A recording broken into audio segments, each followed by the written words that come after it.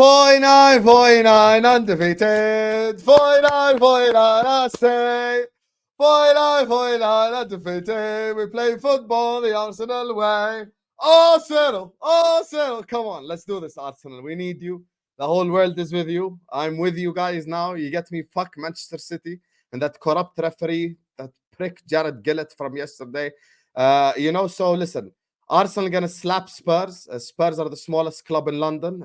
North London forever, whatever the weather. All these streets are on. You get me? I'm with you guys. Fuck Manchester City. I don't care about Arsenal fans being annoying. Listen, I'll take Igal being a dickhead for two months over City just breaking every fucking English record in a 10-year period after cheating the system. So yeah, big up to Arsenal. You get me? Good luck to you guys. I hope you guys win the league. This Sunday, not only will I be supporting Arsenal, I will also wake up feeling like a forest because I need Forest to do something against Manchester City. I will feel like a tree when I wake up. So, yeah, for me, I think Arsenal will slap shit out of Spurs. Spurs are a nothing club. They will forever be a nothing club. Another thing that I got right this season that I went back and I watched myself and Sava video on Straight Facts again. And it's funny how everything I told him on that video literally just happened in terms of Tottenham Hotspur. At the time, people were telling me about Spurs. I made a bet. There's another bet I made with my hair. I said, if Spurs challenge for the league, I'll dye my hair white and sing, "Come on, you Spurs." And it never happened because I knew that I don't know. There's 17 points up the top. That's not too far away, is it? There's 4 games left, Terry. They're fighting Aston Villa now, no longer Arsenal, So, look, good luck to Arsenal. I need Arsenal to win, and I fully believe. By the way, I'm not even saying this just because of I want Arsenal to win the league, not City. I really believe Arsenal will slap the living shit out of Spurs this Sunday. I'm actually being dead serious. I wish I'm just doing this for the whole I support Arsenal thing. No, I'm being full on serious. I really think Spurs have no chance. Spurs also haven't played football in I swear they haven't played the game in 16 days or something. So that's very bad in terms of rustiness. Because some people might look at that as rest. No, Habibi. When it's 14, 15 days, that's rust. That's not any longer rest. That's you change the E to the U, Habibi. And on top of that, when it comes to Arsenal and Spurs, this is the thing that I have to clarify. Playing this much games for Arsenal plays in their favor. Because now they're ready. Spurs have not played the game for 16 days, and now they have to wake up out of bed and do a North London derby. This is not going to be an easy thing. This is the real thing right now. So for me, I expect Arsenal to slap Spurs, and I actually predict Arsenal will win 4-0 this Sunday. I fully expect Arsenal to slap the shit out of Spurs in their own backyard, 3-0, 4-0.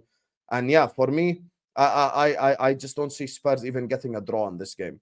All the people worried for Arsenal fans, I think the only game you have to be worried about is United away, really, because they do turn up this season at certain points. But Spurs, you don't have to worry about them. You'll go there, you'll slap them, North London forever, and all that good stuff. Let's go.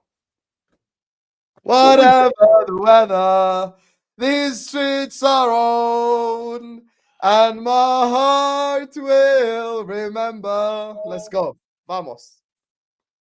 What are you saying, Steph? It's called emotional manipulation. That's what I just witnessed. Singing their songs, telling them they're going to win 4-0 without really unpacking why.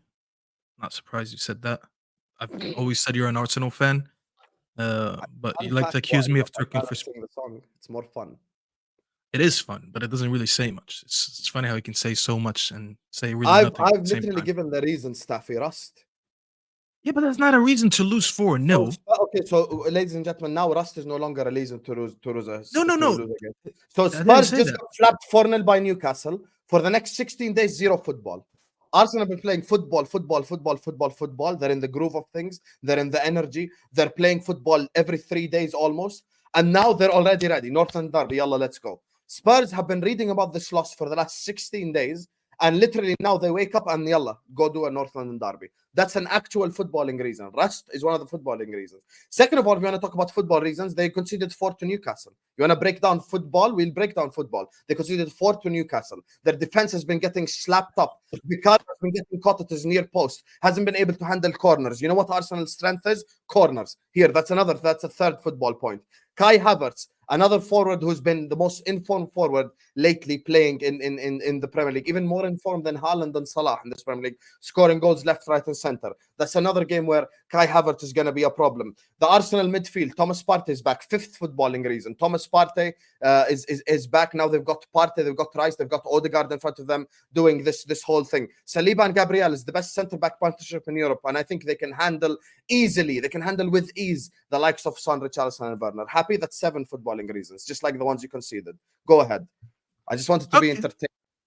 I'm happy that I had to call you an Arsenal twerker for you to actually give me some material to use. You know, now I know that for next time. I'm gonna just try to rattle you so you can give me something. Anyways, let's just go back to what I asked. I asked the football reasons to why they're gonna lose 4-0, not necessarily lose the game, because I do think Arsenal are gonna win. So everyone who's crying in the chat, oh, Staffy's mad because he twerks for Spurs. Let me just suck up anything Hassam says. I don't care. I actually think they're gonna lose.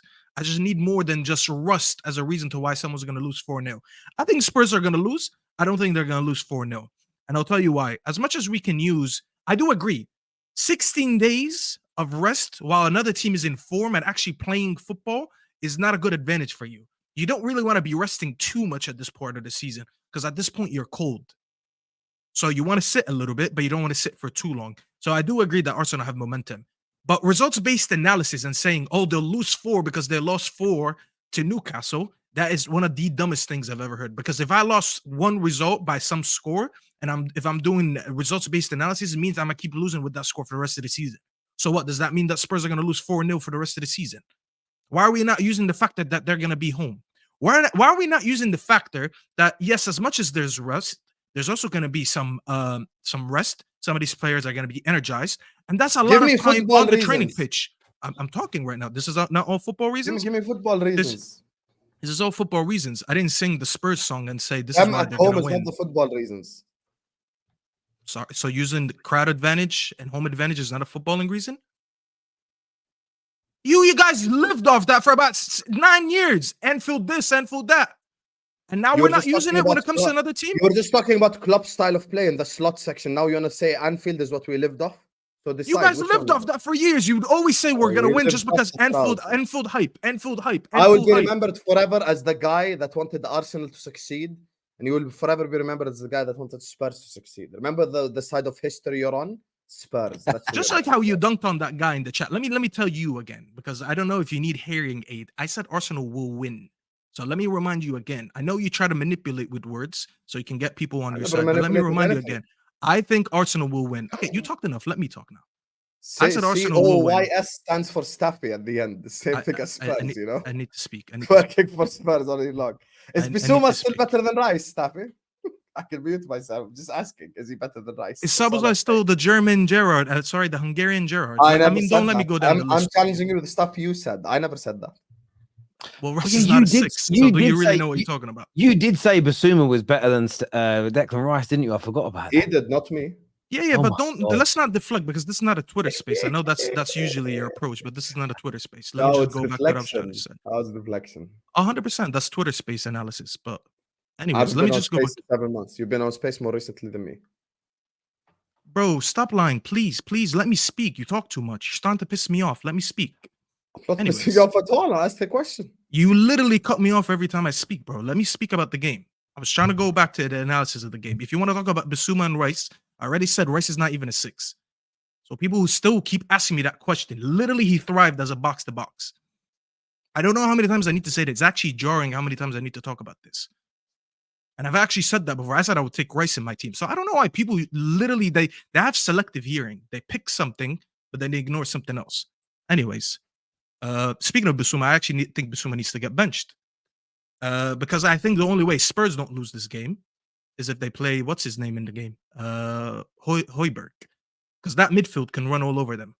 I always said, for people who, by the way, who think I disrespect Rice, I always said that Partey is the best 6, and people now are finally saying that. Don't forget, in the beginning of the season, you guys wanted him sold, and now that Partey is back, people are happy that he's back, and you see how good that midfield is when you have a line-breaking 6. You have a box-to-box midfielder who can defend and who can progress the ball, and obviously Odegaard doing his thing as a number 10. that midfield is too dangerous, and that's why I think Arsenal going to win, regardless of being in Spurs' stadium. I'm not going to go crazy over the top and say there's no way Spurs have a chance. I do think Spurs have a chance, especially they're going to have the home crowd on their side. And pretty much they only have Udogie out, if I'm correct. They have Pedro Porro confirmed. Their center back partnership is confirmed. Their midfield is confirmed, but they're not good. They haven't been good in a while, and that's why I think Arsenal will win. Ange's going to have to find a way to stop Rice, in my opinion, because he's going to be the one that helps him on both ends. There's going to be a lot of running done in this game because of how much Spurs like to open up and press high up the pitch. So if he finds a way to, in my opinion, to eliminate Rice from this game, he has a chance. But I think Arsenal have too much momentum going into this game. I think they have the bigger motive into the game. At the end of the day, Spurs are going in trying to spoil the party, and Arsenal trying to win the whole thing. So whose motive is bigger? I think it's Arsenal. It's going to be an interesting game. I think it's going to be much closer. Actually, I'm not going to give my prediction yet. I think it's going to be a good game of football and very, very, very close. But I think Arsenal come on top because they probably have the most quality. So Staffy spoke on motivation and crowd. And you wanted me to give football reasons. Yeah, you sang a song. Have some shame, dude. I literally gave you 8 football reasons after that. That's fine. Yeah, after I told you to give me a reason. You sang the song. I Why can are you do singing football Arsenal talk songs and I can anyways? support Arsenal. Why are you singing Arsenal songs? Because I would rather Arsenal win the league over City. I don't want City having a 4-peat. Fuck that. And you call me a twerker. I've never sang another team You song twerk around for here. Spurs all the first 10 games of the season. I'll never forget that. Weren't they top You of twerk for the that. league for the first I 10 warned months? you and you didn't listen.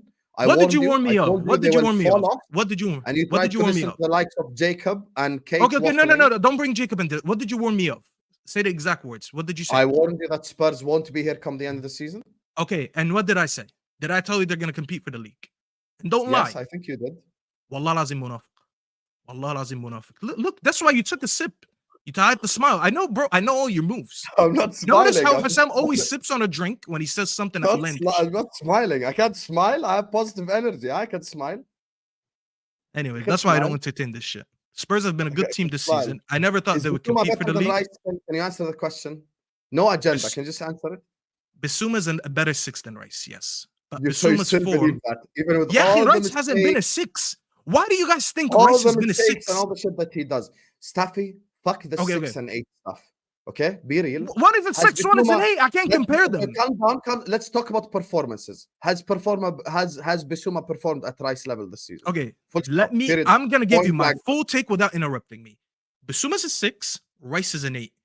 I think on the ball, everyone can see it. Bissouma is a better technical footballer, and in his position, what he does as a 6 is better than anything Rice has done in the 6. However, Rice has been consistent all season. And I said it a few weeks ago. I don't know why people are reminding me, asking me again, because I already said it. I said Rice, in what the role that he plays in his team, he's been amazing this season. He's been one of the best players this season. So I have to give Rice respect for what he's done. But Bissouma, when I said he's better, because Rice was playing in the 6 at the same time early in the season until Jorginho started playing in the 6. And then the midfield looked better because Rice was able to do what he does best, which is be a box-to-box player. So when people use that comparison, you need to understand that time, Bissouma was easily outperforming Rice. Bissouma has fell off, and I think that's down to like, how do I say this? Mentality. Not being as reasons. good. I don't think he's interested. No, not at all. Because Rice couldn't do what Bissouma does in the 6. That's what I think. But Bissouma stopped doing what he was doing in the 6, and that's why he fell off. And I said, I'm a And use that's this. what I'm asking about Staffy. Forget 6 and 8. Bissouma, I'll tell you this. 1 second. Performance. Forget 6 and 8. We're saying performance. Rice has been miles better than him at what he Okay, and does. how long has So Bissouma been crap for? For the last 5 months? He's been crap for a while, but I already said that. But at the end of the day, listen, Bissouma and what he does in the ball, very, very good. I think by the end of the season, he'll prove to me, depending on where Spurs are, if he's world class or not. Because I rate what you do on the ball, but if you don't do it enough, I can't rate you. Rice does less than him on the ball, but Rice has done it for longer. If you give me consistent 8 and 9s out of 10, and someone else gives me a 10 out of 10 for a couple weeks, and then he drops stinker after stinker after stinker, of course I'm going to go for the guy who's been dropping consistent 8s. Because if we're doing a team of the season tomorrow, Rice is getting in the 8, but Bissouma's not getting in the 6. Good. So it's that simple. I don't know why people... And by the way, Arsenal, I don't understand. This is why I say you guys are the most attention-seeking fan base out there. The fact that you guys are going for a league, but at the end of the day, when you go to bed, you're like, I can't believe Staffy once said this about Bissouma and Rice. Bro, I'm a nobody to you. Why are you so concerned about what I say? Like, it's just like insane to me how people won't let one opinion go. The amount of opinions that I get right, but they stick to the one that I get wrong is insane to me. It's really insane. And I've already admitted it a few times, you know, but it is what it is, bro. This is why it's hard to support you guys. I hope you guys win, but you guys are an unbearable fan base, honestly. Love you, Arsenal fans. Oh, that's twerking. Okay. If I did that, God forbid. I'm just looking at some of the stats this season on passing, right? Just out of interest, most passes completed. Rice chances created. Obviously, Rice plays a little bit further up, but more. Passing accuracy 90% versus 92% of Bissouma, so Bissouma slightly better. Long passes better from Bissouma at 68%. That's but 55%. Passes complete in the opponent's half about the same. Forward passes more from Rice than Bissouma, even though Bissouma's deeper. I don't think there's anything. I think maybe he's a slightly better passer, but I think if you actually look at most attributes, most stats, and then the eye test, I don't think there's any area that you like the episode. I don't think there's any world where Bissouma's a better football player than Declan Rice overall. I just don't think. I never thought there was, and I think this season has proved it. That's your opinion. It's not my opinion. It's based on the facts of the consistency of performance from Declan Rice. Yeah, yes, as I said, Rice has been more maybe the passing accuracy of Bissouma is better by 2, 3, 4%, but that doesn't make you a better football player. And by the way, I said Partey is better than both of them. Well, he's not because he's not available enough. But that's not really the same thing.